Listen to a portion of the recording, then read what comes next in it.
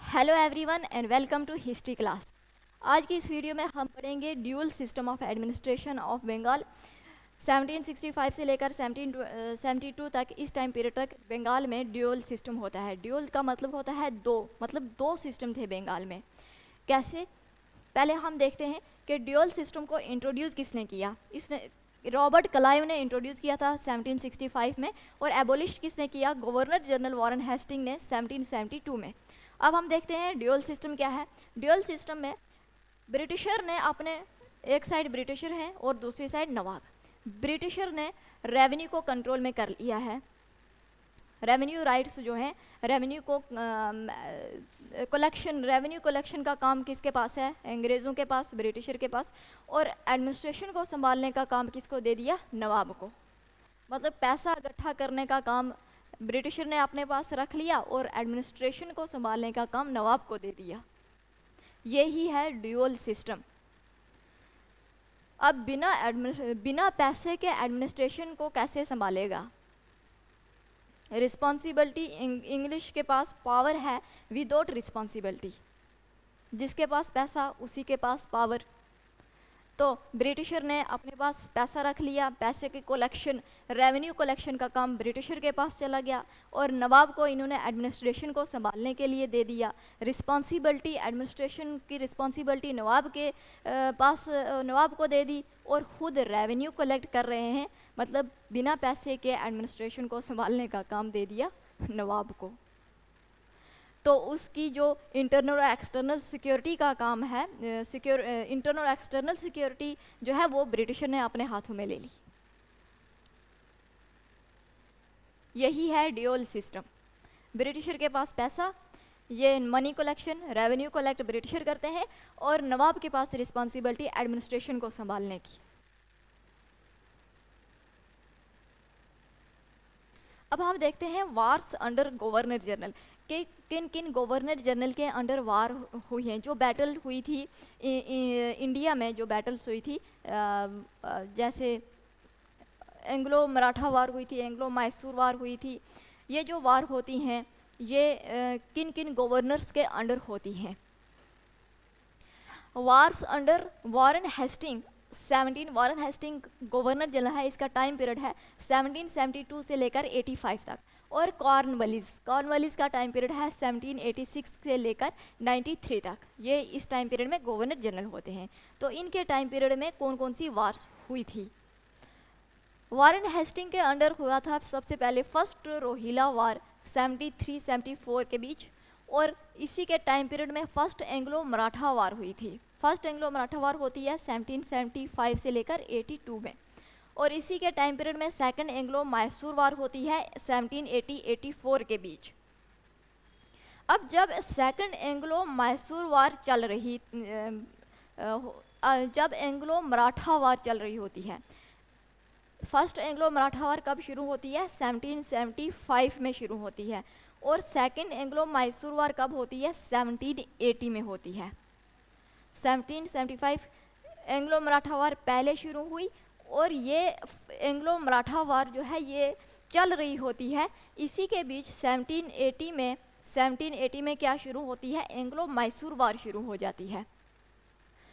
तो हम ये पढ़ चुके हैं, लेकिन यहाँ पर हम समझते हैं कि एंग्लो मराठा वार पहले जो मराठा थे वो मैसूर के ऊपर क्या करते रहते थे? हमला करते रहते थे मैसूर की टेरिटरी के ऊपर। लेकिन सेकंड एंग्लो मैसूर वार जब होती है तो उससे पहले ही एंग्लो मराठा वार चल रही होती है। तो सेकंड एंग्लो मैसूर वार में मराठा मैसूर का साथ देते हैं।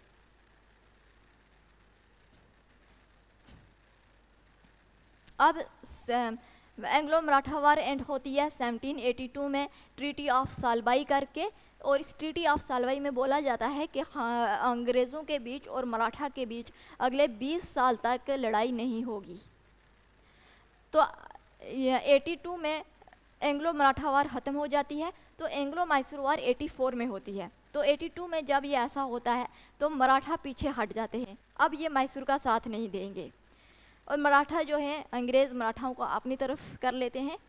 कौन होता है? वॉरेन हेस्टिंग होता है इस टाइम। अपनी तरफ कर लेते हैं मैसूर के खिलाफ। और निज़ाम जो होते हैं, निज़ाम तो अंग्रेज़ों के साथ ही होते हैं, इंग्लिश के साथ होते हैं। निज़ाम भी इंग्लिश के साथ हो गए, मराठा भी इंग्लिश के साथ हो गए। अब 1882 में जब ट्रीटी होती है, ट्रीटी ऑफ सालबाई, तो मराठा पीछे हट जाते हैं। तो एंग्लो मैसूर वार चल रही होती है। एंग्लो मैसूर वार 84 में एंड होती है। 84 में एंड होगी ट्रीटी ऑफ मैंगलोर करके। Very important, this is very important. कौन सी ट्रीटी होती है जब वार एंड होती है, ट्रीटी करके वार एंड होती है। फर्स्ट एंग्लो मराठा वार में ट्रीटी ऑफ सालबाई करके अगले 20 साल तक इंग्लिश और मराठा जो हैं वो लड़ाई नहीं करेंगे। और सेकेंड एंग्लो मैसूर वार 84 में ट्रीटी ऑफ मैंगलोर करके वार को एंड किया जाता है। अब इसी के बीच 1782 में हैदर अली की डेथ हो जाती है कैंसर की बीमारी की वजह से। तो वार को आगे कौन बढ़ाता है? इसका बेटा टीपू सुल्तान। तो वो 84 में ट्रीटी करता है, ट्रीटी ऑफ मैंगलोर, और वार ख़त्म होती है। फिर कॉर्नवालिस जब गवर्नर जनरल आता है 1786-93 के बीच कौन सी वार होती है? इसके बीच वार होती है थर्ड एंग्लो मैसूर वार चल रही होती है 1992 में। ये आता है 86 में और 93 तक रहता है। इसी के बीच 1992 में ये वार करता है थर्ड एंग्लो मैसूर वार, और 92 में ट्रीटी ऑफ सेरिंगापट्टनम होती है। अब ये थर्ड एंग्लो मैसूर वार जो है ये टीपू सुल्तान करता है, टीपू सुल्तान के साथ होती है।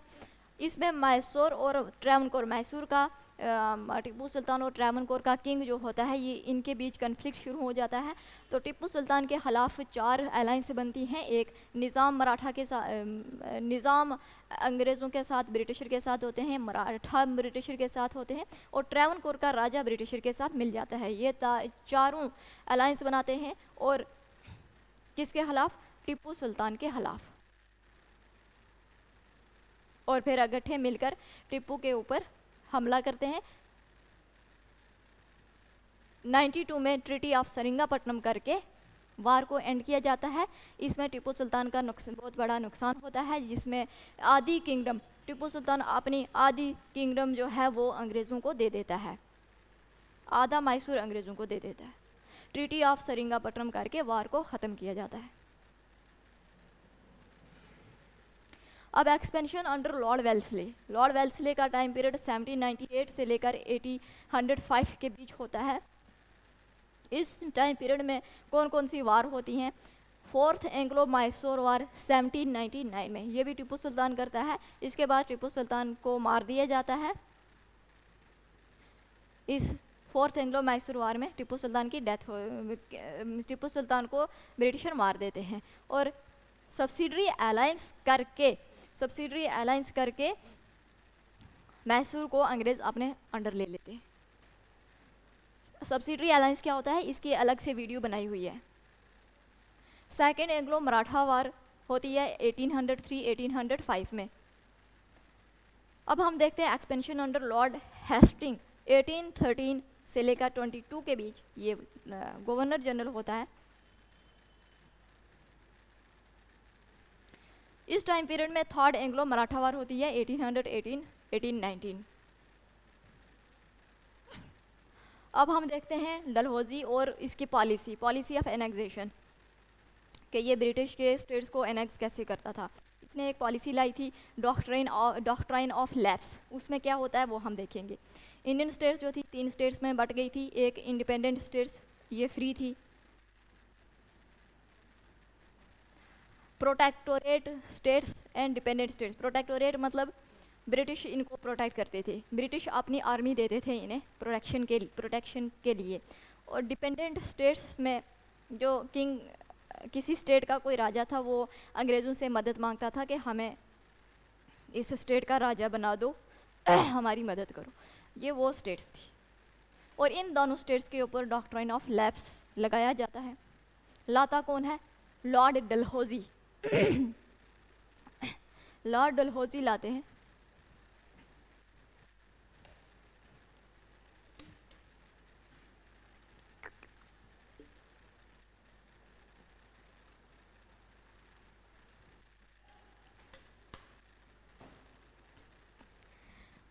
ये जो पॉलिसी है डॉक्ट्राइन ऑफ लैप्स, ये कौन लाता है?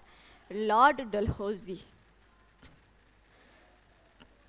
इसमें क्या होता था, किसी स्टेट का किंग, कोई स्टेट है, अगर if a king had no son, अगर किसी राजा का बेटा नहीं होता था तो वो एडॉप्ट करता था, एडॉप्ट करता था और एडॉप्टेड समवन, और उसको डिक्लेयर करता था him heir to throne, throne पर बिठाने के लिए एडॉप्ट करता था, किंग बनाने के लिए।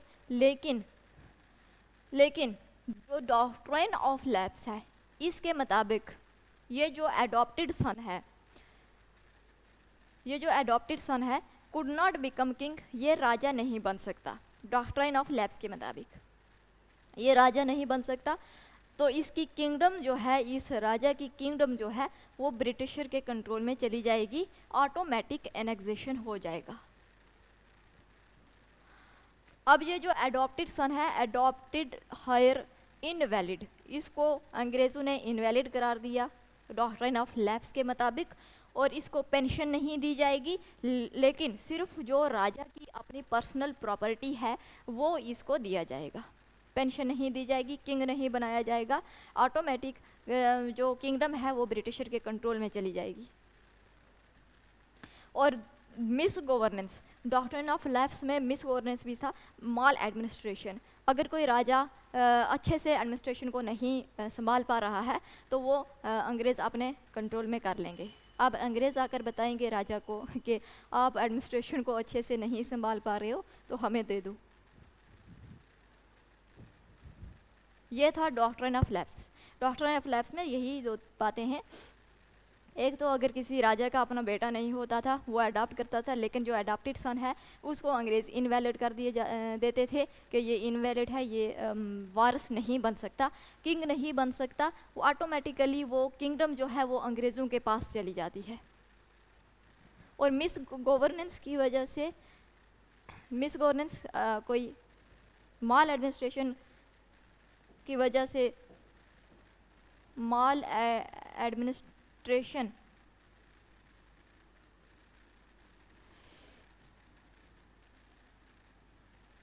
की वजह से क्या है, जो किंगडम है वो ब्रिटिश अपने कंट्रोल में कर लेते थे।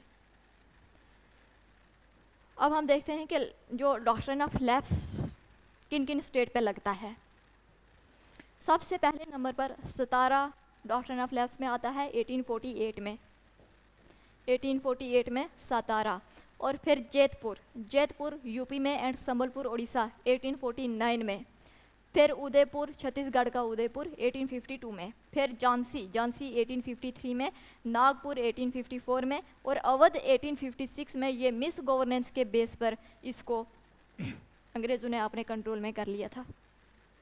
फिर लॉर्ड डलहौसी 1856 में वापस चला जाता है लंदन, और 1800 इसी के एक साल बाद 1857 में रिवोल्ट ऑफ 1857 शुरू हो जाती है, जिसका one of the main reason जो होता है वो डॉक्ट्राइन ऑफ लैप्स होती है लॉर्ड डलहौजी की। और फिर 1857 के बाद 1859 में जो डॉक्ट्राइन ऑफ लैप्स है उसको रिमूव कर दिया जाता है। कब? 1859 में। तो इस वीडियो में इतना ही रखते हैं, आगे नेक्स्ट वीडियो में करेंगे। Thank you so much.